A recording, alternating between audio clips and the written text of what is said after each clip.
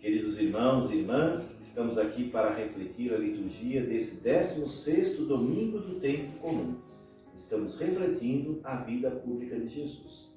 Mas antes de iniciarmos essa nossa reflexão, eu peço a vocês que entrem no nosso canal YouTube, pe.celso.duarte, faça a sua inscrição, clique no sininho e dê um joinha, ok, para receber as notificações das transmissões que vamos fazer através deste canal, pe.celso.duarte. O evangelho de hoje, quem nos traz é o evangelista São Marcos, no capítulo 6, versículos de 30 a 34. Marcos, capítulo 6, versículos de 30 a 34. Os apóstolos se reuniram com Jesus e contaram tudo o que havia feito e ensinado. Havia tanta gente que chegava e saía a tal ponto que Jesus e os discípulos não tinham tempo nem para comer. Então Jesus lhe disse: "Vamos sozinhos para algum lugar deserto, para que vocês descansem um pouco." Então foram sozinhos de barca para um lugar deserto e afastado. Muitas pessoas, porém, os viram partir. Sabendo que eram eles, saíram de todas as cidades, correram na frente a pé e chegaram lá antes deles. Quando saiu da barca, Jesus viu uma grande multidão e teve compaixão, porque eles estavam como ovelhas sem pastor. Então começou a ensinar muitas coisas para eles.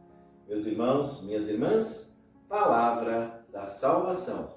Glória a vós, Senhor. Este relato do Evangelho de São Marcos nos mostra, após a missão dos apóstolos, eles voltam para contar a Jesus tudo que tinham visto, ouvido e feito. Os milagres, pessoas convertidas, os batizados, tanta coisa que eles fizeram e estavam cansados e fatigados. É como nós, no final de semana, como estamos celebrando, eu com os ministros da palavra, estamos celebrando, ficamos cansados. Muitos trabalhos, muitos eventos e precisamos do descanso. Então o descanso é agradável e é bom para nós, até para refazer as nossas energias. Você também, de casa, que está trabalhando demais, precisa refazer as suas energias. Precisa ter um tempo de descanso para descansar a mente, o corpo, para poder enfrentar a batalha do dia a dia. Mas a multidão viu que eles estavam indo para um outro lugar. E eles seguiram e foram atrás e chegaram antes deles.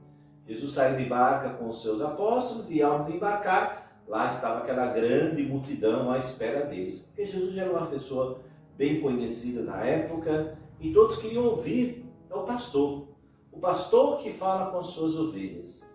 E queriam ouvir e também, claro, buscar algum milagre, alguma coisa de Jesus. E ele começou a ensinar, porque ele olhou para aquela multidão como ovelhas sem pastor. Jesus tem compaixão. É como a mãe que olha para o filho quando passa por necessidades, que tem aquele olhar de que está precisando de um colo, está precisando de uma palavra de conforto. Jesus sentiu isso naquela multidão que estava ali. E aí parou para ensinar-lhes muitas coisas. Eles estavam como ovelhas sem pastor. Muitas vezes nós estamos assim também, meu irmão? Parece que a gente não tem um rumo para seguir, parece que estamos desnorteados, sem pastor, sem alguém que indique, é por aqui o caminho. Por isso, nós precisamos sempre voltar à palavra de Deus. A palavra de Deus nos mostra qual o caminho que nós devemos seguir. Não é o mundo que vai dizer qual o caminho que eu devo seguir, é a palavra de Deus. Temos que estar pautados na palavra de Deus, ouvir esta palavra e colocar em prática na nossa vida. Se fizermos isso todos os dias, meus irmãos, nós vamos estar sempre na presença de Jesus, o Salvador. A primeira leitura, tirada do profeta Jeremias, lembrando que profeta é aquele que fala em nome de Deus, ele diz aqui no capítulo 23, no versículo 4, Jeremias 23, versículo 4. "Vou dar-lhes pastores que cuidem desse rebanho, e eles não terão mais medo ou susto e nem se perderão." Porque estava acontecendo de ouvir muitos falsos pastores, como temos hoje, nos dias de hoje, quantos falsos pastores que estão por aí, que estão aí só para dispersar o rebanho, estão aí só para se engrandecer, só para se enriquecer. Quantos nós conhecemos, meus irmãos? Quantos? Cuidado com esses falsos pastores. Aí Jeremias, na época do profeta Jeremias, já existiam muitos falsos pastores. Hoje, então, muito mais. Então, Jesus vai dar bons pastores. Vamos ouvir a voz do verdadeiro pastor, o primeiro pastor dos pastores, que é Jesus. E depois aquele que coloca à frente da igreja, que está lá para evangelizar. Os padres, os bispos, os diáconos, os ministros da palavra, são os pastores que nós temos aí para nos evangelizar, para nos mostrar o bom caminho, para não nos dispersarmos, porque rapidamente a gente se dispersa, tantas coisas que o mundo oferece, que a gente acaba até esquecendo do tempo de Deus. Meu irmão, dê o seu tempo para Deus, dê a Deus o que é de Deus e a César o que é de César. Vamos dar seu tempo para Deus.